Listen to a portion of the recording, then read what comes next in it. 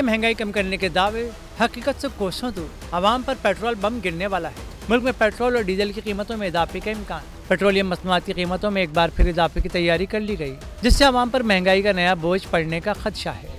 इब्तिदाई working paper के मुताबिक 16 जून से पेट्रोल की कीमत में 1 रुपये 12 पैसे, डीजल में 5 रुपये 27 पैसे और मिट्टी के तेल की कीमत में 4 रुपये 13 पैसे फी लीटर इजाफे की तजवीज़ दी गई है। ये मुजव्वदा इजाफा ऐसे वक्त में सामने आया जब महंगाई पहले ही आवाम की कमर तोड़ चुकी है। ट्रांसपोर्ट, अशिया खुरनोश और दीगर ज़रूरियात ज़िंदगी की कीमतें पहले ही आसमान को छू रही हैं। डीजल महंगा होने से किरायों और ज़रूरी लागत में भी इजाफा होगा, जिसका असर देही और शहरी दोनों तबकों पर पड़ेगा। पेट्रोलियम कीमतों में हतमी फैसला वज़ारत ख़जाना वज़ीर आज़म शहबाज शरीफ की मंजूरी से करेगी। अवामी हल्के इस इजाफे पर शदीद तशवीश का इजहार कर रहे हैं।